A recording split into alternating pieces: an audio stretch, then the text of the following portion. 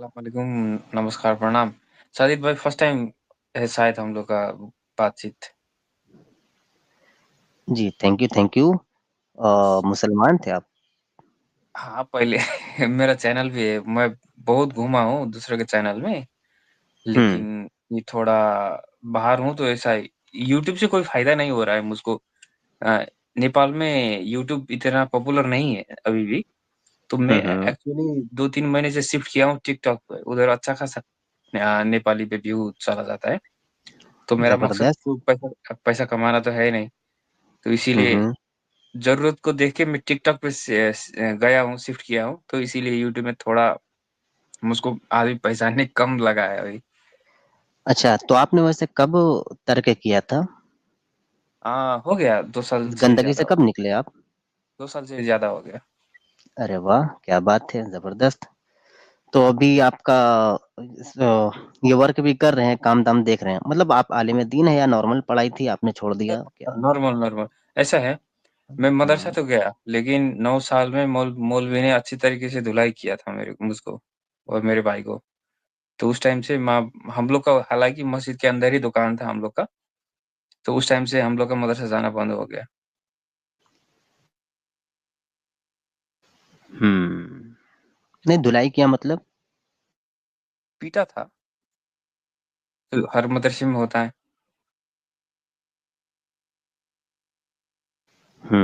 मार पड़ती है। तो बिल्कुल, बिल्कुल। रोड में पकड़ के चप्पल से कुछ मारा था, तो हिंदू कम्युनिटी है ना नेपाल, तो हुँ। थोड़ा विरोध हुआ था। तो थोड़ा विरोध हो गया तो नहीं, पापा को क्यों मारा था लगा ये पढ़ाई की वजह से या कोई किसी और वजह से? पता कि हम लोग स्कूल जाते थे, ठीक है? मदरसा भेजता किसको है जिसका माँ-बाप जाहिल है, गरीब है और मदरसा में फ्री का खाना भी मिल जाता है, तो उसको भेजता था। तो हम लोग हालाँकि लोअर क्लास का ही थे, लेकिन खाने-पीने के लिए दिक्कत नहीं थी। और सरकारी स्कूल में पढ़ते थे, सरकारी स्कूल में पढ़ने के टाइम पे पैसा नहीं लगता है ना, तो हम लोग का मदरसा क्या होता था कि सुबह का एक ड्यूटी जैसा होता था। सुबह का 1 घंटा पढ़ लो उधर, सिर्फ़ कुरान नूरानी कायदा से अलिफ-बा-ता से नूरानी कायदा पढ़ाता है ना, शायद इंडिया में वही होता होगा। उसके बाद में आम पारा, हाँ, हाँ। तो हम लोग वही आम पारा पढ़ रहे थे, तो स्कूल भी जाना होता था। तो मौलवी को क्या लगता है लगता था कि चलो हम लोग के पास रहो, क्यों ये जा रहा है बीच में छोड़ के? क्योंकि वो लोग पढ़ाता था साढ़े 9-10 बजे तक। हम लोग को घर जाके रेडी होके स्कूल भी जाना होता था ना। तो घर लेकिन पास में ही था, फिर भी टाइम तो लगेगा। तो वो बुलाता था, हम लोग निकल जाते थे। तो ऐसे ही एक दिन क्या किए हम लोग नहीं गए मदरसा में पढ़ने के लिए और दुकान तो मस्जिद में ही था। तो हम लोग छिप के ऐसे दुकान से देख रहे थे, वो बुला रहा था। नहीं, हम लोग स्कूल जाना है बोल के नहीं गए। उसी गुस्से गुस्से में पीट दिया। बड़ा बच्चा होता है ना हम लोग से सीनियर, उसको भेज के हम लोग भागे रोड-वोड में बहुत। तो उधर जाके मौलवी ने पकड़ के उधर पीटा था। तो इस थोड़ा स्कैंडल हो गया तो माँ-बाप ने दुकान तो हालाँकि दुकान चलाया लेकिन बंद हो गया हम लोग का मदरसा का पढ़ाई। और सच में मैं 7 साल से मस्जिद में अज़ान भी देता था। ज़ोहर का और मगरिब ऐसा रात का, सुबह नहीं उठते थे ना। तो मुअज़्ज़िन भी थे। मौज़िन क्या बोल देता है, तो इतना तालीमात है मुझको कि मैं अरबी घिस-घिस के पढ़ता था। जैसे आम पारा का लास्ट सूरा होता है ना, कुल अल्लाहु अहद लास्ट का छोटा-मोटा 30वां पारा, तो हुँ, ऐसे हुँ। पढ़ लेते थे और 19 साल मैंने कोई नहीं पढ़ा, सिर्फ़ फ्राइडे का नमाज़ और ईद बकरीद का नमाज़ स्कूल से गया। मैं इंजीनियर हूँ और मेरे पास डबल डिग्री भी है। मैं मेडिकल में हेल्थ असिस्टेंट हूँ और इंजीनियरिंग में मैं मैकेनिकल इंजीनियर हूँ। तो मैं पढ़ा-लिखा आदमी हूँ। तो मैं एक इस काम के सिलसिले में सऊदी गया था। सऊदी में जाके मैंने मुस्लिम का असली चेहरा देखा। मुझको ये ब्लास्फेमी, हूरों का कॉन्सेप्ट, ये जन्नत में शराब मिलने वाला कुछ भी पता नहीं क्योंकि मैं तकरीर सुनता ही नहीं था। इस्लामिक माहौल नेपाल में था ही नहीं बिल्कुल भी। कभी-कभी जुम्मा मौलाना को तो बोल सुनते देता होंगे था। ना? जुम्मा जी, में? जी। हाँ, जुम्मा में हम लोग का क्या लेना-देना था यार जुम्मा में। मिठाई पड़ती थी उसी के लिए जाते थे हम लोग। तो हम लोग को उसको इतना दीन का कॉन्सेप्ट नहीं था। हालाँकि मैं ना अज़ान दे देता था और 2-3 बार ऐसे खुतबा में क्या बोला था मौलवी ने कि घैला बराबर का अंगूर दिया था किसी कहानी में, किसी जंग में और जन्नत में भी ऐसा मिलेगा और अभी लड़की के पीछे क्यों भाग रहे हो जन्नत में भी मिलेगा और जितना करो उतना मिलेगा। ऐसे-ऐसे हालाँकि सुन लेते थे और ये इब्राहिम का कहानी, ये हो गया आदम हव्वा का कहानी, मुझको ये लगता था कि ये फेयरी टेल्स हैं, इस्लाम से इसका कोई वास्ता हुँ, नहीं है। हुँ, तो मैं इसको डिफेंड करता था। मैंने क्या किया सऊदी का अरबी लोग और पाकिस्तानी दाढ़ी वाला पठान के पास में ऐसे-ऐसे ही मैं लग गया। अरे क्या होगा यार माँ-बहन में के भाई-बहन में शादी करके पैदा हो रहा है, हम लोग तुम लोग होगा ऐसा, मैं नहीं हूँ। मैंने ऐसे बोला। मैं तो मुझको लगा मैंने थोड़ा लॉजिकल बात किया है। लेकिन उसको वो लोग को आया बहुत बड़ा गुस्सा। सऊदी तो गुस्सा हो गया क्या-क्या बोलने लगा अरबी में। अरबी पता होगा तब ना कुछ हम लोग का कोई मूड बनेगा। लेकिन पठान पठान ने ऐसे ही 2-3 बार मुझको क्या किया कि ऐसे कॉलर पकड़ लिया और ऐसे झंझोर के बोल रहा है कि तुम पाकिस्तान में होता तो मर जाता। अब सऊदी में हो इसीलिए ज़िंदा हो। ऐसा-ऐसा हो गया। तब मैंने सोचा कि सच में फिर से मुझको कुरान पढ़ना पड़ेगा और इस टाइम पे इंग्लिश तो अच्छा हो गया था मेरा। एक बार ऐसे ही इंसिडेंट में मेरा हाथ पकड़ के मेरा हाथ मोटा ही है लेकिन पठान मेरे से भी मैं हालाँकि लगभग 6 फुट का हूँ और मेरे से भी 1 हाथ लंबा था वो। तो मुझको हाथ पकड़ के बोलता है, "तोड़ दूँ? तोड़ दूँ?" साला मैं तो गुस्सा हो गया यार, मैं तो लॉजिकल बात कर रहा हूँ, ये तो पूरा गुस्सा कर रहा है। तो मैंने क्या किया कहा था शायद उस टाइम पे कि एक तो वो हो गया भाई-बहन का सेक्स का वाकया हो गया और मैं क्या बोल रहा था सूर्य फातिहा मैंने क्या बोला कि मुझको सूर्य फातिहा भी भूल गया हूँ मैं, मुझे नहीं आता। हुँ। तो इसी गुस्से से उसने मुझको ऐसा किया, हाथ पकड़ा मेरा लेफ्ट हैंड और उसका 2 हाथ में ऐंठ के बोलता है मैं तोड़ दूँगा।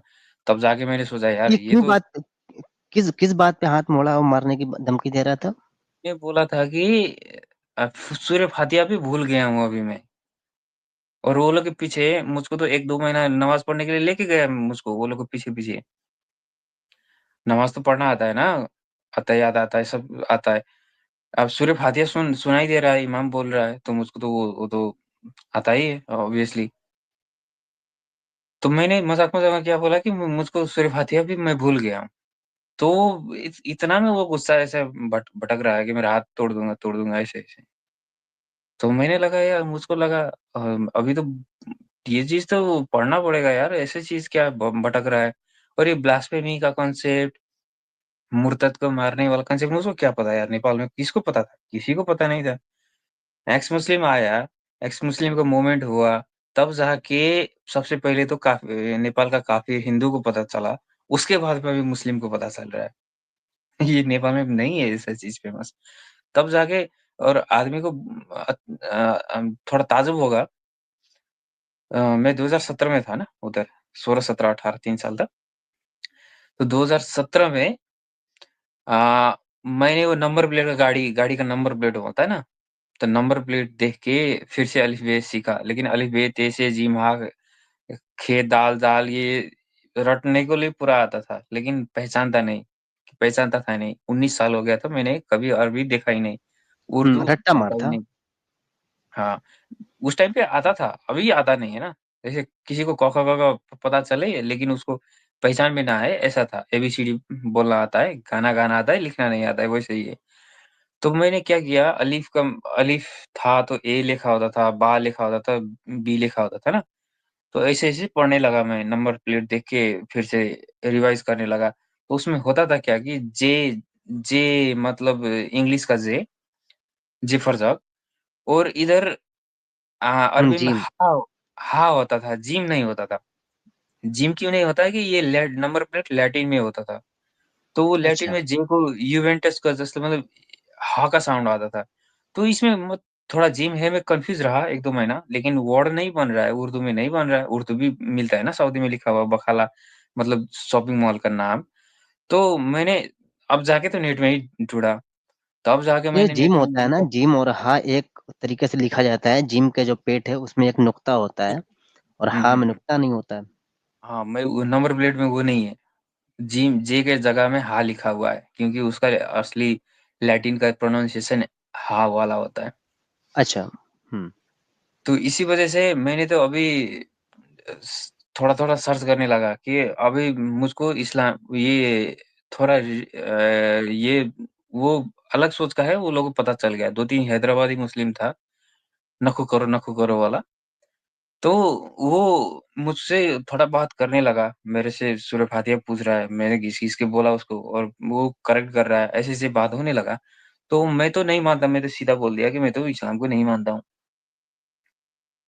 तो बिल्कुल अभी खुलकर वो बोल लोग दिया। मेरा हाँ, मैं बोल दिया, मैं मुझको तो ये हुँ। फेयरी टेल्स लगता है और ये मुझको पता नहीं ना ये ब्लास्फेमी का, मुर्तद का कुछ पता नहीं है ना, मैं तो फ्री कंट्री से गया हूँ यार और कभी मस्जिद में भी कैसे भेदभाव तो हुआ नहीं। तो वो लोग गुस्सा करने लगा, मुझको सिखाने लगा कि जो तुमने इस वज़ह से छोड़ा होगा, लौंडी का कांसेप्ट से छोड़ा होगा, इस वज़ह से छोड़ा होगा, ये हदीस होता है, हदीस में दईफ़ भी आता है, तुमने दईफ़ को चेक किया कि नहीं? ऐसा-ऐसा। मुझको वो चीज़ कुछ भी पता नहीं है, मैं तो लिबरल कंट्री में पैदा हुआ, मुझको धर्म से कुछ लेना-देना नहीं था। हुँ। तब जाके उतनी मेरा नॉलेज दिमाग थी खोलने नहीं कि लगा। अंदर हाँ, अंदर की बातें हाँ, कितनी हैं। और फिर ये ऐसा हुँ, होता है ना कि अगर आपको कुछ बातें पता भी चल जाए हकीकत, तो इसको हुँ, छुपाने की कोशिश में आपको बताएँगे कि वो ज़ईफ़ है, मुअत्तल है, मुज़ाअफ़ है, उसमें जरा है, तादील है।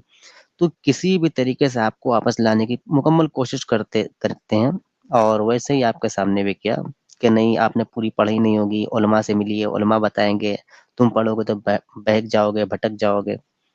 हुँ, हुँ, हुँ, हुँ। तब जाके मैंने स्टडी करने लगा, मुझको तो स्लेवरी का कॉन्सेप्ट था नहीं, पता था नहीं, मोहम्मद साहब का 11 बीवी था, 9 बीवी था, 6 साल के आयशा से शादी किया, कुछ भी पता नहीं। तब जाके मैंने ऐसे रिसर्च करने लगा, उस टाइम पे मैं वापस भी आ गया नेपाल में और रिसर्च करने लगा, थोड़ा-थोड़ा पढ़ने लगा, what was the name of Muhammad ऐसे इंग्लिश में सर्च मारने लगा, तो एल्गोरिथम पकड़ लेता है ना, यूट्यूब का एल्गोरिथम पकड़ लेता है, तो मुझको एक चीज़ तो पता था मुझको कि मोहम्मद साहब को ज़हर देके मारा था। ये हैदराबादी ने बोला था।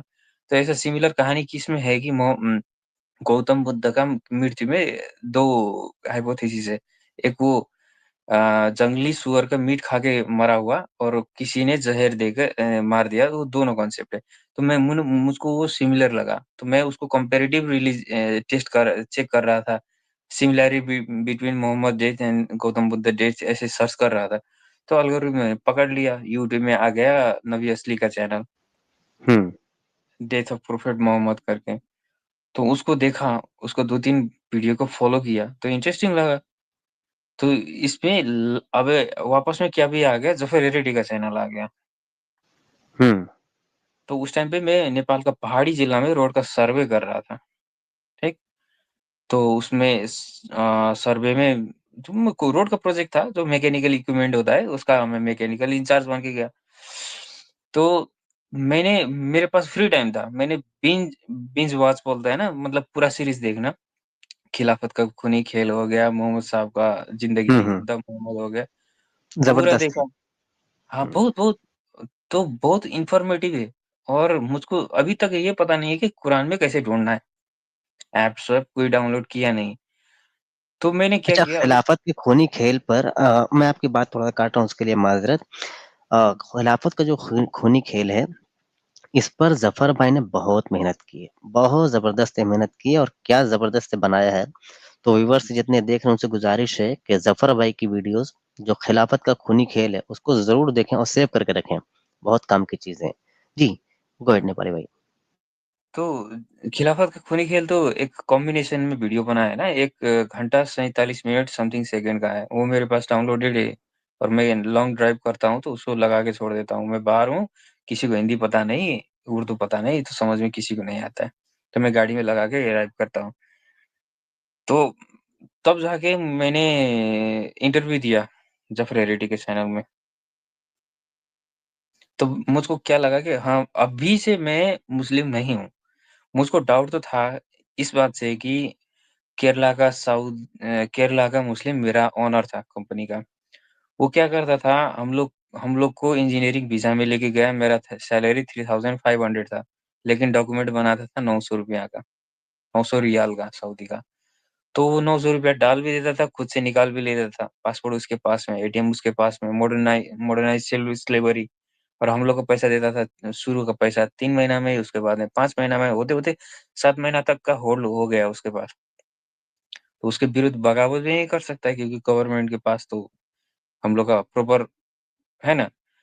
तो ऐसा-ऐसा मुझको बहुत वो मैं तो अभी भी बोलता हूँ खुल के मुझको साउथ इंडियन मुस्लिम से जितना हरामी दुनिया में कोई मिला नहीं है। रेसिस्ट नहीं है।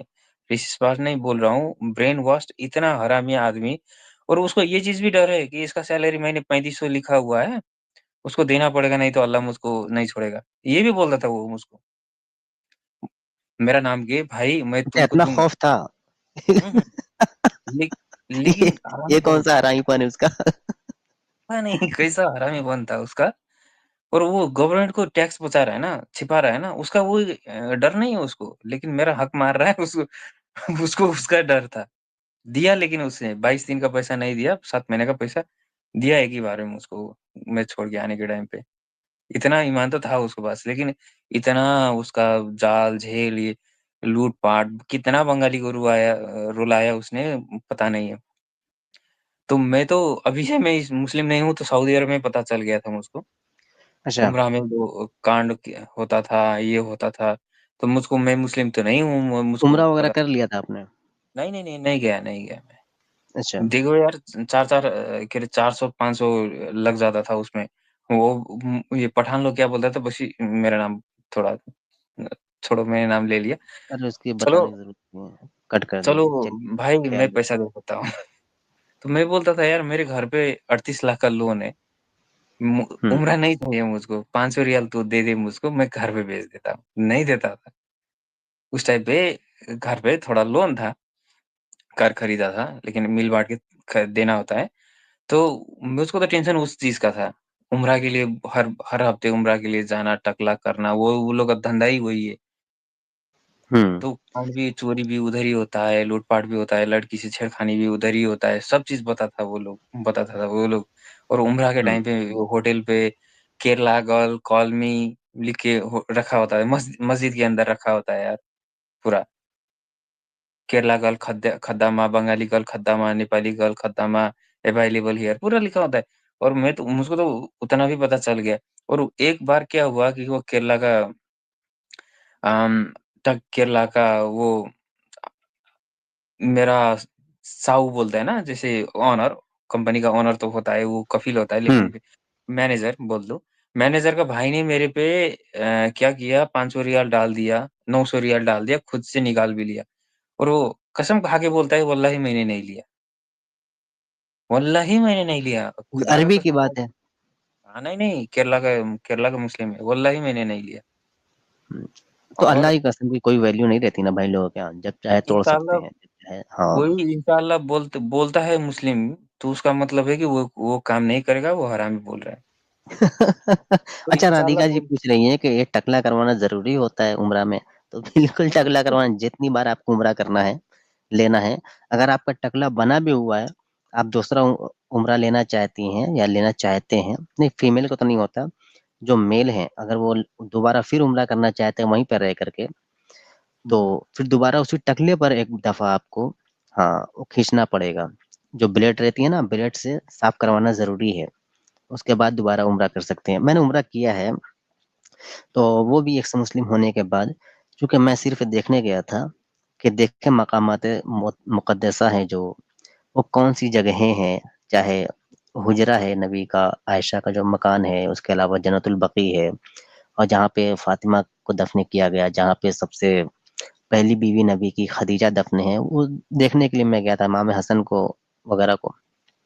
तो देखा मैंने और काफ़ी लानतें भी बरसाई और जहाँ पे नबी दफ़न है उसके सामने एक बड़ी-सी जगह है ना? लंबन वहाँ पे 2 रकात नफ़िल नमाज़ पढ़ते हैं, हुँ, जिसको कहते हैं अ, जन्नत की क्यारी कहते हैं उसको, ठीक हो गया? रियाज़ुल जन्नह कहते हैं। वहाँ पे खड़ा होकर के मैं नमाज़ मतलब नमाज़ की शक्ल बना ली और अंधेरे अंदर खूब कह रहा हूँ कि साला रेपिस्ट यहाँ पे सोया है, मर गया मरदूद। हाँ, सब कह रहा हूँ, घंटा कुछ फ़र्क नहीं पड़ा। अपना करके लोगों को दिखावे के लिए सब देख ताक करके आया। बहुत सारी वीडियोज़ भी मैंने बनाई हैं वहाँ की, चाहे गारे हिरा जहाँ पे हो गया, जबल नूर वगैरह हो गया। तो कभी मौका मिलता है तो वहाँ की वीडियोज़ को भी दिखाऊँगा और वहाँ पर मैंने एक मुस्लिम का नाम भी लिखा है गारे हिरा के पास। हाँ, अपना मेरा नाम भी है, ज़फ़र भाई का नाम है, एडम का नाम है, साहिल भाई का नाम है। तो ये लिख कर के आया था। क्या चीज़ पे? हाँ, गारे हेरा पे, क्या चीज़ पे मतलब पत्थर पे? पत्थर पे। हाँ, बिल्कुल गारे हेरा में ना 2 आदमी के जाने की जगह है। बहुत मुख्तसर जगह है। काफ़ी ऊँचाई पे है, जहाँ पे नबी जा कर के खाना ले आकर के सबसे पहली वही जो जहाँ पे उतरी थी, सबसे पहला जिब्रील वहाँ पे आया था। तो वो सब करके आया हूँ, वीडियो बना कर आया हूँ ताकि आप लोगों को ये ना लगे कि फेक है, दिखाऊँगा कभी। हुँ, हुँ, थोड़ा टाइम के बाद। तो मैंने तब रिसर्च करने लगा। अभी मुझको क्या है कि मैं कुरान का हर पेज इंग्लिश में पढ़ के रखा हूँ। उसका तफ़सीर भी इमीडिएटली ढूँढ सकता हूँ और किसी हदीस को बोलो उसको भी हदीस में ढूँढ सकता हूँ और ऑलमोस्ट जितना भी लफड़ा वाला हदीस है वो या मैक्सिमम तो याद होता है, नहीं तो कैसे सर्च करना है वो भी पता होता है। जैसे I have been commanded to fight against the people until they say ला इलाहा इल्लल्लाह मतलब सुन्ना डॉट कॉम पे जाके अंटिल दे से ला इलाहा सर्च करने पे आता है, ऐसा चीज़ होता है और याद भी नहीं है, तो बाद में जाके why I am not not a Muslim और अली दस्ता का the original source of Quran ऐसा जो चीज़ होता है ना, तो उसको भी पढ़ के रखा हूँ। और होता क्या चीज़ है कि आपको एनिमेशन एडिटिंग कैपेसिटी नहीं हो, तो ऐसा चीज़ आदमी को बहुत बुरा मतलब बोरिंग लग जाता है। हुँ। चलता अच्छा। मार्केट में शॉर्ट वीडियो है ना? हुँ, ये काफ़िरोफ़ोबिया भाई कह रहे हैं कि हजर असवद को चाटा-चूमा कि नहीं? नहीं, चाटा-चूमा तो नहीं, लेकिन उसमें मैंने जो योनि की शक्ल बनी हुई है, उसमें मुँह डाला था देखने के लिए कि पत्थर हकीकत वाला कौन है। मतलब छोटे-छोटे झाड़ भर के पत्थर हैं और उसी को जाके सब चाटते हैं, तो मैंने मुंडी डाल कर के सिर पे देखा था कि देखें ये है क्या? काले-काले हैं बिल्कुल। हुँ, ये एक ही बड़ा पत्थर है या छोटा-छोटा वाला है? नहीं, छोटे-छोटे, बारीक-बारीक बहुत सारे हैं। जी, जी। और अभी मेरा तो कहानी खत्म हो गया। तो आपका एक सवाल था कि इंसान को क्यों बनाया? हुँ, देखो इंसान को तो बनाया उसको इबादत चाहिए बोल के, लेकिन इस इबादत करने वाला पहले से ऑलरेडी था ही और टेस्ट का ये लोग का झूठा कॉन्सेप्ट बोलता है ना, टेस्ट ये तो दुनिया में भेजा है टेस्ट के लिए। मेरा मानना बोल दूँ टेस्ट कैसा होता है? जैसे जी, डे ऑफ जजमेंट। हुँ, हाँ, इंडिया में जैसे मोटरसाइकिल का ट्रायल हो गया, गाड़ी का ट्रायल हो गया, 8 जैसा शेप में घुमाता है ना? है कि अलग है? हुँ, हुँ, हुँ, हाँ, तो 8 का शक्ल में घुमाता है। तो रोड में एक्चुअली रोड में 8 का शक्ल तो मिलता ही नहीं है ना? मतलब हुँ, मुश्किल चीज़ पे टेस्ट लेके आसान चीज़ पे भेज रहा है ना? तो इस स्कूल में भी जो मैथमेटिक्स का 100 केजी बनाना और किसी चीज़ पे 1% का फ़ायदा दे दिए और मतलब प्राइस हाइक कर दे और 1% का डिस्काउंट हो जाए, तो उसमें घाटा लगता है कि फ़ायदा ऐसा कॉम्प्लिकेशन चीज़ होता है। मतलब इंटीग्रेशन हो गया, डेरिवेटिव हो गया, कॉम्प्लेक्स कॉम्प्लेक्स चीज़ सिखाता है कि ईज़ी चीज़ लाइफ़ में मिले तो वो ईज़िली कर ले, ठीक है ना? टेस्ट जब भी हार्ड होता है, हुँ। तो आपको नहीं 72 घूर नहीं, देना सवाल ये भी होता है ना नेपाली भाई कि टेस्ट क्यों लेना? जब आपने तकदीर में पहले सारी चीज़ें लिख दी कि साजिद पैदा होगा, कल के दिन ये ऐसे हो जाएगा या साजन भाई पैदा होंगे नेपाली एक से मुस्लिम, पहले वो मुस्लिम होंगे बाद में गैर मुस्लिम हो जाएँगे, लेकिन पहले आपने लिख दिया है सारी चीज़ें तकदीर में, फिर हुँ, टेस्ट हुँ। क्यों? क्या हम अपनी मर्ज़ी से ये कर रहे हैं? नहीं, हम लोग अपनी मर्ज़ी से कर रहे हैं तो हम लोग ने तो अल्लाह का कलाम भी तोड़ दिया। अल्लाह हाँ, का मर्ज़ी को भी उसके खिलाफ ख़ारिज कर चले गए दिया हम। हमने। हाँ, फँसेगा तो अल्लाह ने दोनों तरफ से वही और अगर तो तुम्हारी कलाम हमारा मर्ज़ी है, था। तो फिर टेस्ट क्यों? हाँ, वही तो। तो मेरा मानना क्या है कि मुश्किल चीज़ पे उसको झेलवा के, उसको परेशान करके आसान चीज़ को रिवार्ड पे देना होता है। मतलब मुश्किल वो और ऐसा भी होता है कि इतना कैपेसिटी होगा तो ये अगर 8वाँ मतलब क्लास में ग्रेड 8 पे इतना कैपेसिटी है इसका तो 9वाँ ग्रेड वो अच्छे तरीके से पढ़ लेगा। एक नहीं, कैपेसिटी की सवाल ये लिमिट भी होता है ना साजन भाई कि जब फरिश्ते थे इबादत के लिए, तो इंसान को फिर पैदा क्यों किया गया? क्या 72 ज़रूरत हो थी? गया। जब इंसान से बेहतर फरिश्ते इबादत करते थे, हर तरीके से वो अव्वल थे, वो हुँ, कोताही नहीं करते थे, फिर इनको हुँ। क्यों पैदा किया गया? क्या शौक था उसको अपनी इबादत का? क्या मज़ा मिलता है उसको? अल्लाह हाँ, क्या बोलता चूथड़ा है ऊपर करवा उसको के, मुंडी नीचे करवा के क्या मज़ा मिलती है? वही तो, अल्लाह क्या बोलता है उसको खाना भी नहीं चाहिए। जो हलाल करके देता है ना, मतलब कुर्बानी का चीज़ भी नहीं चाहिए। उसको खाना नहीं चाहिए, सेक्स नहीं चाहिए, उसको बीवी नहीं है, बोला है ना, साहिबा नहीं है। उसको सेक्स भी नहीं चाहिए, खाना भी नहीं चाहिए, बस उसको इबादत चाहिए। जो चीज़ में हम लोग को मज़ा है, उसी का लालच हम लोग को देता है, लेकिन उसको वही चीज़ नहीं चाहिए। लेकिन वो इतना नार्सिसिस्टिक है कि उसको इबादत का फ़ायदा चाहिए, उसको भूखा है, वो उसको उसी का हाँ, शौक है उसको शौक है। कि चूतड़ ऊपर करके मुंडी नीचे करके और चिल्लाते रहो अल्लाह अकबर अल्लाह अकबर। तो इसी से बकवास है ना। उसको इतना ही जी जी। लालच था, उसका सब चीज़ चाहिए था, तो सेक्स भी उसको भी उसका भी पास में बीवी होना चाहिए था, उसको भी अच्छा एक भाई शराब आए भी हैं होना। जो नास्तिक भाई अपने आप को कह रहे हैं, जरा उनको लेते हैं। तो नेपाली भाई जरा आप बात कीजिएगा, मैं म्यूट पर हूँ, कुछ काम है ना। जी, जी। जी डी भाई आपका कैमरा ऑन है। अब पता नहीं आपको, हाँ चलिए इसको कर दें, ये बात कीजिए। जी, बताइए। नास्तिक भाई? हाँ, बढ़िया भैया। जी, जी, जी। इंडिया से हो? ये बताइए ये बताइए जैसे अगर हम जन्नत में जाते हैं मरने के बाद। हुँ, हुँ। हाँ जी, हाँ जी, हाँ जी, बताइए। इंडिया से हूँ। तो जन्नत में जाने के बाद तो ये पति पत्नी का रिश्ता, माता पिता का रिश्ता सब खत्म हो जाएगा। तो एक आदमी अगर जो जन्नत में जाता है तो उसे सबसे अच्छा तो अपनी माँ ही लगेगी जो कि हुरनी बन चुकी होगी, बहन लगेगी, बेटी लगेगी जो कि हुरनी बन चुकी होगी, हुरनी मतलब हूर। हुँ, तो हुँ। उससे सेक्स संबंध स्थापित करना चाहता है तो क्या उसके लिए कोई सजा होगी?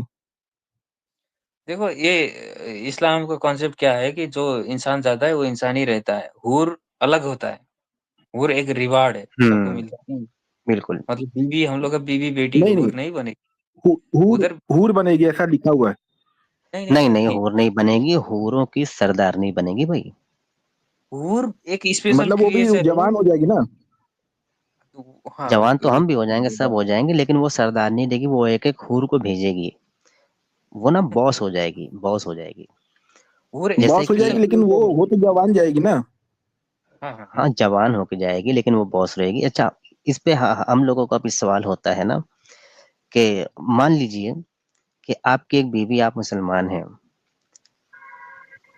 आप जन्नत हुँ, चले गए, वो जन्नत नहीं गई। अब आपको किसकी बीवी दी जाएगी? जो सरदारनी कौन-सी रहेगी? या ये आपकी तो 2 बीवियाँ हैं, मुसलमान होने के नाते, आपकी कौन-सी बीवी सरदारनी बनेगी? सवाल पैदा होता है ना। यस ज़रूरी तो यू नहीं कि आप जन्नत जाएँ तो वो भी जन्नत जाए, या वो जन्नत जाए तो आप भी जन्नत जाएँ।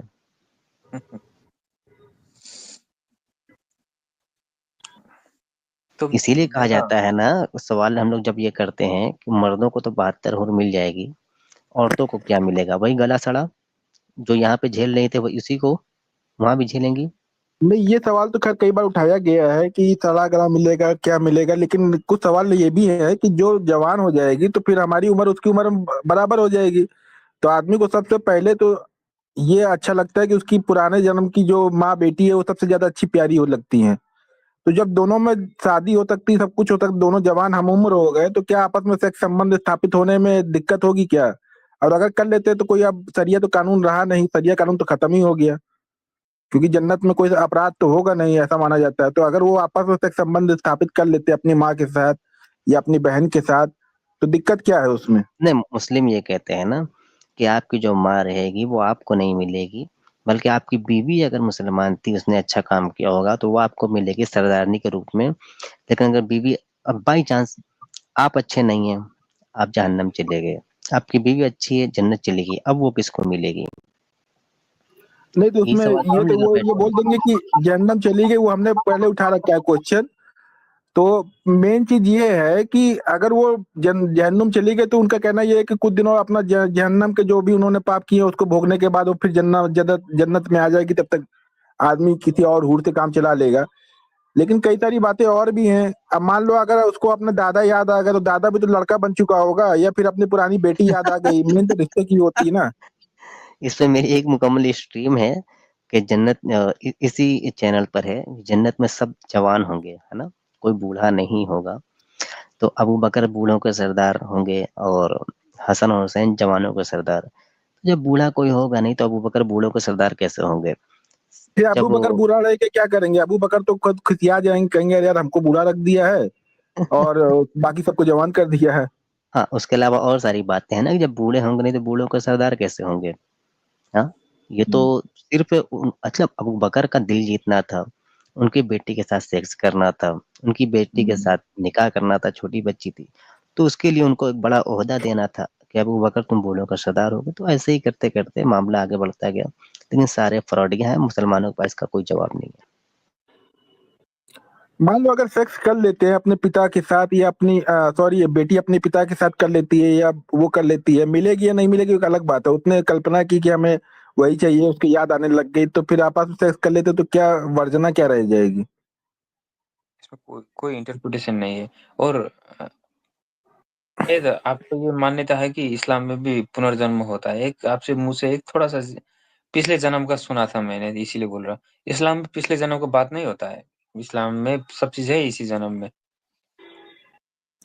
नहीं, पिछला जन्म देखिए, पिछला जन्म जन्म पुनर्जन्म तो हो गई, क्योंकि अगर शरीर नया मिलेगा जो जवान होगा एकदम, तो वो जन्म पुनर्जन्म ही हो गया एक तरह से। पुनर्जन्म का कॉन्सेप्ट हाँ, एज इट इज ना पुनर्जन्म होकर ही के कहेंगे, किसी और तरीके से दोबारा पुनर्जन्म होगा। आपको जिंदा किया जाएगा तो ये पुनर्जन्म ही होगा। अच्छा, लेकिन अलस्तो बेरब्बुकुम भी अगर नेपाली से मुस्लिम भाई देखिएगा, कुरान कहता है अलस्तो बेरब्बुकुम, क्या मैंने तुमसे अहद नहीं लिया था तुम्हारे पैदा होने से पहले, तुम्हारी रूहों से, है ना।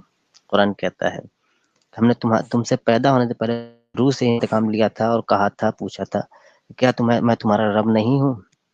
तो सब ने कहा था, यानी आपने भी मैंने भी कहा था कि हाँ तू मेरा रब है। फिर अल्लाह कहेगा कि तुमको जब मैंने पैदा कर दिया तो फिर तुम मुकुर क्यों गए, अपनी बात से इख्तलाफ क्यों कर लिया। अरे बेंचो, तो मुझे पता ही नहीं मुझसे कब पूछा गया था। अरे नेपाली एक मुस्लिम भाई, आपको पता है आपसे कब पूछा गया था, अल्लाह ने कब पूछा था? नहीं, मुझे भी नहीं मेरा याद है तो भाई। मेरा तो एक मानना है, देखो मैं तो अगर अल्लाह मिलेगा सच में मुझको, वो पिंडली दिखाएगा तो मैं वही पिंडली को पकड़ के उसको भी जहन्नम में घींच के लेके जाऊँगा। क्योंकि कैसा रसूल को भेजा यार, जिसने भेजा ही नहीं भेजा। वो पकड़ के लड़की को पकड़ के बेच रहा है, चोद रहा है। तो हम लोग उसको मानेंगे? मैं तो अगर अल्लाह होगा तो पिंडली पकड़ के उसको भी जहन्नम में लेके खींचूँगा, ये मेरा मानना है। अच्छा, ये एक चीज और पूछनी है कि जैसे अब मान लीजिए हम जन्नत में जाते हैं, तो जन्नत में अपने पार्ट्स वगैरह हम काट, जैसे अब हमारे पास एक पार्ट होता है पेनिस, पेनिस को हम 2 बार 3 बार काट करके लगा करके, जैसे अब आजकल तो सर्जरी हो गई कई सारी, तो उसमें 5-6 पेनिस जोड़ करके 5-6 औरतों का लगा करके, चेहरा वो जो हुरे हैं उसमें 5-6 औरतों का लगा ले, क्योंकि उसमें तो खून निकलेगा नहीं और ना मरना किसी को है, तो हम 5-6 जोड़ ले तो इकट्ठा हमको 15 से 20 गुना ज्यादा नहीं आनंद आएगा? नहीं तो वहां पे है ना कि 8-10 पेनिस नहीं लगाना है भाई, एक ही इतना जबड़ा काम करेगी कि आपको कुआं खोदना काफी हो जाएगा, एक ही में उतनी, हाँ, पावर रहेगी। ठीक है, इंसान कभी थकेगा नहीं। और जो फीमेल आपको मिलेंगी हूर, वो हमेशा बाकरा रहेंगी, यानी कुंवारी रहेंगी। आप जैसे ही सेक्स करके हटिएगा दोबारा फिर उनकी, हाँ, उसी जगह पे चली जाएगी एकदम पैक। ऐसा लिखा हुआ है हदीसों में। चलें ठीक है, हमको लगता है कि ये मामला ना थोड़ा सा अश्लीलता की तरफ बढ़ जाएगा, तो इसीलिए इसको हम यहाँ पे रोकते हैं। ठीक है डी भाई, फिर आपसे मुलाकात होगी। कुछ लोग और और एक हैं सवाल जो कि और था, वक्त वो जी। भी थोड़ा कम सा है। अभी अभी रखिए, तो मैं एक सवाल और पूछना है, वो अश्लीलता वाला चलें नहीं है, ठीक मतलब है। जैसे काटने पीटने वाला जो मैटर होता है, जो काट पीट करके जोड़ करके अंग लगा लिए जाते हैं। अच्छा हाँ, ये मान लीजिए जैसे अब मैं वहां पे गया, तब यहाँ पे जैसे अब इस दुनिया में आए हैं, तो यहाँ पे पेट वगैरह है दिया हुआ है, तो वहाँ पेट वगैरह की जरूरत क्या है और हाथ वगैरह की जरूरत क्या है? पेट की जरूरत है क्या वहाँ पे? पेट मतलब यहाँ तो उसमें आंतड़ियां पड़ी हुई है जो कि पचाने काम करती है, हगास निकालने काम करती है, तो नहीं, वहां पर वहां इन पे सब है ना चीजों की कि जरूरत तो होगी क्या? वहां पेट पे वगैरह की तो इंसान, जरूरत ही नहीं। हाँ जाहिर सी बात है, जब हगने की जरूरत नहीं, क्योंकि हदीसों में आता है ना कि वहां सिर्फ एक डकार आएगी और उसकी वजह से, और आपके जिस्म से पसीना थोड़ा सा निकलेगा और सारी चीज खत्म हो जाएगी, आपको हगने की जरूरत नहीं है, तो फिर पेट वगैरह नहीं। पेट भी अच्छा, नहीं होता। मेरा भी ख्याल होता है ना कि अगर मैं अल्लाह होता तो मैं क्या करता, मैं इंसान को कैसा बनाता। जैसे आंख दोनों आगे है, तो मैं दोनों आगे ना लगाता, एक आगे एक पीछे लगा देता, भाई पीछे का भी देखता मैं। ठीक हो गया। अब हाथ में उंगलियां इतनी सारी हैं, है ना, 4 उंगली एक अंगूठा, अब 2 हाथ में 10 हो गए। अब देखो, अपनी पीठ पे मुझे खुजाना है तो मेरे को दिक्कत होती है, हाथ वहां तक पहुंच नहीं पाता, तो एक पीठ पे लगाता है, घुटने पे लगाता है, गर्दन पे लगाता है, हर तरफ आसानी होती है, एक एक उंगली होती। तो ये सब ठीक हो जाता मेरे हिसाब से, आसानी होती ना। हाँ हाँ, ये सब चीजें बकायदा हाँ। हुई हैं, लेकिन वो अन्य जीवों के साथ हुई हैं जैसे अब। लेकिन अब ये हम लोग का पेट वगैरह तो बेकार ही हो जाएगा ना। बेकार हो, किसी पेट काम तो, का नहीं रहेगा, जंग लग हाँ तो जाएगा। पेट, हाँ तो फिर पेट के साथ रखने की जरूरत ही नहीं, सीधा मुंह से जुड़ जाना चाहिए। अब पेट बेकार हो जाएगा तो पेट भी हट जाएगा मेरे ख्याल है। और भी कई सारी चीजें हैं, जैसे नाक है, नाक की क्या जरूरत रह जाएगी वहां पे? ऑक्सीजन लेना रहेगा क्या वहां पे भी? खींचना रहेगा ऑक्सीजन? वो थूकता है, उसको सूंघना है ना, जो मिठास आएगा, ऐसा कुछ कुछ है। चलिए, आपसे फिर बात होगी डी भाई, है ना। को नहीं वक्त नहीं, देता हूँ। नाक की जरूरत नहीं रहेगी, गलफड़े की जरूरत नहीं रहेगी, क्योंकि ऑक्सीजन तो खींचना नहीं रहेगा वहां पे। हो सकता है सब निकाल दिया जाए बाद में, हाँ तो भाई वो तो जरूरत रहेगी नहीं, तो वो तो हट ही जाएगा। फिर आग भी, डोनेट करके आग जाएंगे। की भी जरूरत नहीं। ऐ- ऐसा है ना कि यहाँ पे मुसलमानों से कहते हैं कि यहाँ से डोनेट करके जाना सारी चीजें, दूसरों को हाँ। काम देते जो जिंदा यहाँ रहना चाहते हैं। हम्म। और अगर ठीक है। चलने वाली बात है तो चलने वाले मैटर में अगर वो चलना देते हैं कि नहीं चलना पड़ेगा आपको कहीं नहीं जाने नहीं, के लिए उड़ना बिना, पड़ेगा, उड़ना पड़ेगा, उड़ना पड़ेगा। तो उड़ना पड़ेगा तो फिर टांग की भी जरूरत नहीं नहीं। उड़ेगी, वो भी हटा दिया जाए। मतलब क्या वो भी जरूरत है हटा दिया बताइएगा जाएगा। मुझे।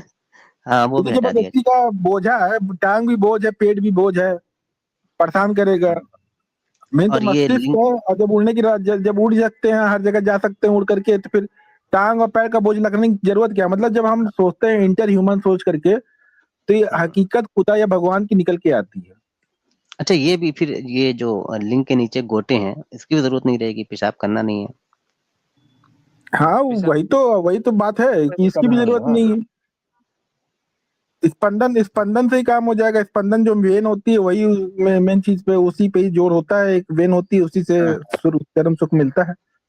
हाँ, किडनी अच्छा भी ये काम नहीं। डी भाई, कभी आपने ये गौर किया, ये घोटों पे जो सिलाई का निशान रहता है, तो ऐसा तो नहीं कि डॉक्टर वगैरह ने वो पैदा होने के बाद वो 6 करोड़ निकाल करके 250-250 वाले लगा दिए नकली।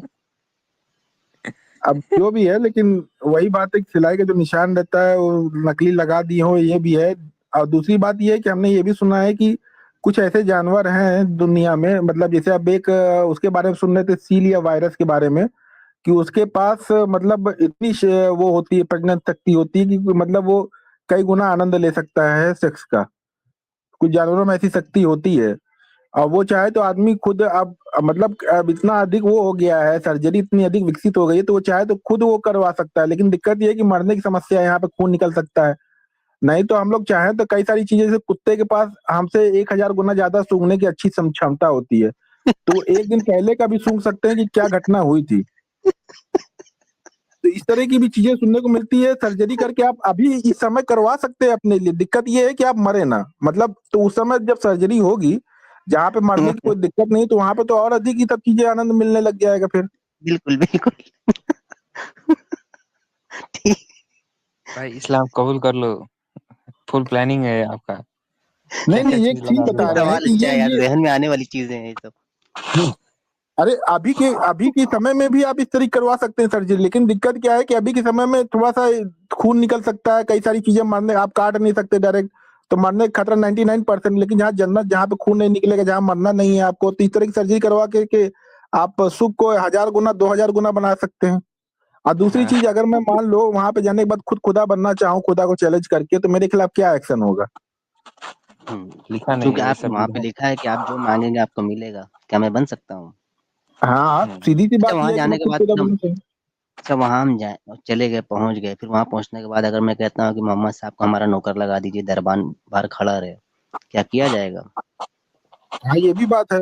अगर इस तरह की, मैं इस तरह की इच्छा करता हूँ और मैं चैलेंज करता हूँ, जब मैं मरूंगा, मेन चीज ये है कि मरना, खुदा और हम में क्या अंतर है कि मैं मरूंगा नहीं।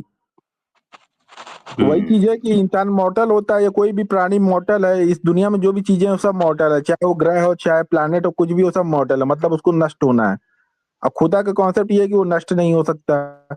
तो जाहिर सी लेकिन बात है, अगर कष्ट मैं देता है इमॉर्टल ना, बन गया हूँ तो फिर, हाँ कष्ट देता है ना, तो उसी से चला लेंगे। हाँ, तो वही तो, इमॉर्टल अगर मैं हो जाता हूँ तो फिर बचा ही क्या? कष्ट देने की जहां तक बात है, तो कष्ट भी अलग अलग रूपों में निर्भर करता है। जैसे अब ठंडी खून वाले लोग हैं, उनके लिए अगर गर्म पानी दे दिया जाए तो फिर उनके लिए कष्ट है। तो अब जैसे अब कई सारे ऐसे जीव हैं जो कि बर्फ में रहना पसंद करते हैं।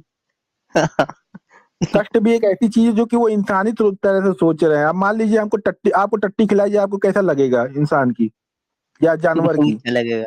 हुँ। है, कष्ट लगेगा बिल्कुल, ना। लेकिन अगर आप सुअर बिल्कुल, बन जाए उस तरीके से जिसमें खा टट्टी में लेंगे आपको फिर, कोई, हाँ, कोई नुकसान ही नहीं, फिर तो टट्टी कोई भी फ़र्क नहीं फायदा ही है। पड़ेगा। हुँ, तो एक ये भी कॉन्सेप्ट है कि सोचने का कि देखिए किस तरीके से हम लोग को छढ़ावा बनाया गया। और भी कई सारी चीजें मैंने लिखी हुई हैं, तो वो हिंदुइज्म के हिसाब से ही लिखी गई हैं हालांकि, लेकिन वो इस्लाम पर भी उसी तरीके से फिट बैठ सकती थोड़ा बहुत। अब जैसे मैं एक बार मैंने अपना एक लिखा हुआ है कि मैं स्वर्ग में गया वहां पे, तो मैंने कई साल तक अप्सराओं के साथ नृत्य किया, गाना खाया, अच्छा खाना खाया। एकाएक मुझे अच्छे अपने दादाजी लेकिन की याद आई, तो यहाँ पे मैंने था ना दादाजी को वो सोचते हुए रोना शुरू कर दिया कि दादाजी मेरे पास आ जाए। तो वो जैसे ही रोया, एक सुंदर सा लड़का है, उसने मुझे 2 झापड़ मार दिए। तो क्यों जो 2 झापड़ मारे बताइएगा आप? अब चूँकि ज जहाँ तक मैंने सुना है कि स्वर्ग और जन्नत दोनों में बहुत ज़्यादा फ़र्क है। दोनों का हम इम्तियाज़ करेंगे तो आपको पता चलेगा कि दोनों एक नहीं है। चाहे हूरों का कॉन्सेप्ट देख लें और अप्सराओं का, तो दोनों में ही फ़र्क है। तो मुझे लगता है कि इसके बारे में शायद पहले मुझे पढ़ना पड़ेगा, फिर जवाब देना पड़ेगा। हाँ, आपने दादा वाली दो बात दो आपने तो झापड़ उसने बताई है। इसलिए मारे क्योंकि वो जो दादाजी थे, वो दादाजी नहीं, वो लड़का ही दादा था। तो उसने कहा क्यों क्यों बे इतने दिनों तक आनंद ले रहा था, तब मुझे मतलब मेरी याद नहीं है। अब मैं भी जवान बन चुका हूँ और तू चाहता है कि मैं तुझे वही गोद में लेकर के सूसू पोटी अपने उसमें कराऊं। तो अच्छा अगर दादाजी डी जो है भाई जवान लड़के बन चुके थे, वो खुद आनंद ले रहे थे। अब बात सुन, क्या मेरे बाप दादा नहीं है क्या? उसने ये भी बोला लड़के हुँ, ने। जाहिर सी बात है, दादा खुद जवान लड़का बन चुका है, वो मुझे क्यों चाहेगा? लेकिन मुझे अच्छा तो याद आ रही थी डी कि भाई उसी रूप में। दी भाई अगर चूँकि आप नास्तिक हैं, अगर आपकी नज़र में देखा जाए कि जन्नत, जहन्नम या स्वर्ग, नरक क्या होता है, तो आप क्या बताएँगे? मेरी नज़र में मैं तो इसका पूरा पाखंड का विरोध करता रहा हूँ ना। मेरी नज़र में तो कोई कुछ भी उस नहीं मानता नहीं, रखता है। आपकी नज़र में जन्नत क्या है?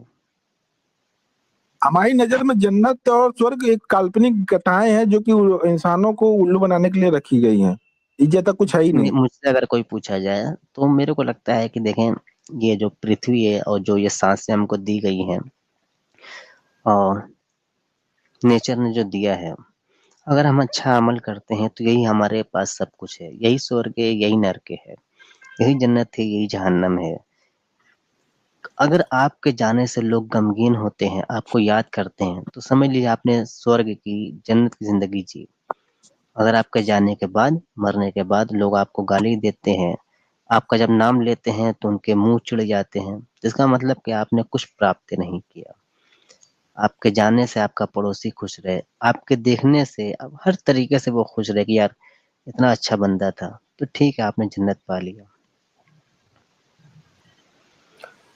हाँ, लेकिन ये कॉन्सेप्ट हम लोग नास्तिक लोग नहीं रखते हैं। हम लोग का सीधी-सी बात ये है, जो फंडामेंटल गलत है तो उसको गलत ही रखना है।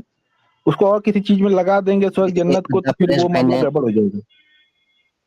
द फ्रेश भाई ने कितना अच्छा कहा, कल्पना ही नर्क है। हुँ।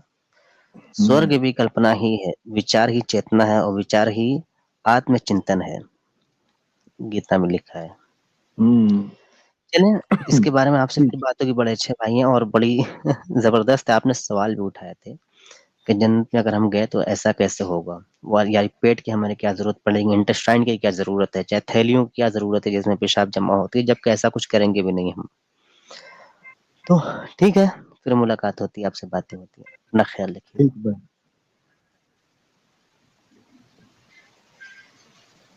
स्टूडियो में अच्छा, तो हैं। 2-3 भाई और हैं, नेपाली भाई, तो मुझे लगता है कि बाद में गुफ्तगू क्योंकि मेरे पास मेरे लैपटॉप में चार्जिंग बहुत कम है, जब ना बंद हो जाए। तो नेपाली भाई आपका कोई चैनल था ना? अभी किसी ने लिंक शेयर किया था शायद हाँ, राधिका हाँ। जी ने। यही है, तो एक्स मुस्लिम देखता हूँ मैं। अकादमी यही है। अ, अभी एक्टिव नहीं हूँ मैं, अभी टिकटॉक पे एक्टिव हूँ नेपाल में। थोड़ा बाद तो में करेंगे। टिक अच्छा टिकटॉक का अगर आपके पास लिंक रहेगा तो डाल दीजिएगा, वरना फिर बाद में देखते हैं। देखिए ये है, इंडिया में चलता नहीं है वो, उससे कोई फ़ायदा नहीं होता है। इंडिया में चलता अच्छा नहीं है ना। आपका यूट्यूब चैनल का ये है। जी, जी, जी। और फाइनल हुँ, 1 मिनट लेता हूँ उसको, मैं लेता हूँ। हाँ, और ले लीजिए। जितना भी मुस्लिम बोलता है ना कि ये टेस्ट है दुनिया में, तो देखो ये हुँ, 8 घुमा के सीधा रोड पे चलाता है ना, ऐसे 72 हूर स्वर्ग में देना है, मतलब जन्नत में देना है, तो 1 से 72 दुनिया में दो, तब तब पावर एन्जॉय इस्टैब्लिश करने दो। हाँ, स्टामिना हो गया, कैसे करना है। मरने के बाद हम क्या हाँ, होगा क्या नहीं, छोड़ो ना उसको फिर। हो सकता है कि हम लोग का कैपेसिटी कम हो जाए, उसको खुश नहीं कर पाए हम्म और तो उसको देना है ना प्रॉपर नॉलेज। तो 172 शराब हम्म। उधर बिना नशे का पिलाना है, तो इधर हराम क्यों कर रहा है? वो इसमें शराब करो कहाँ हलाल, हुई, वो शराब कहाँ हुई। प्रैक्टिस करो ना, वो कोल्ड प्रैक्टिस ड्रिंक पिला के करो। बोलेंगे शराब। हाँ, प्रैक्टिस करो, परफेक्ट हो, तब जाके बिना नशे वाला दारू पी सकता है ना। तो ये होता है अच्छा टेस्ट। नेपाली भाई देखिए, आपसे एक भाई कह रहे हैं, आर एस शर्मा भाई कह रहे हैं कि नेपाली भाई को बहुत बहुत शुभकामनाएं, जय भारत, जय नेपाल, जय इजराइल। ठीक है, ठीक है, जय पाकिस्तान भी बोल दो, कोई फर्क नहीं है, लेकिन आइडियोलॉजी गलत है। वो जय ओके पाकिस्तान भाई। नहीं, गे पाकिस्तान है। हाँ। हम्म, चलो चलो भाई, आप ही, मैं निकलता हूँ, आप ही शायद बंद करोगे ना। हाँ ओके, बाय। हाँ हाँ, चले अपना ख्याल रखें।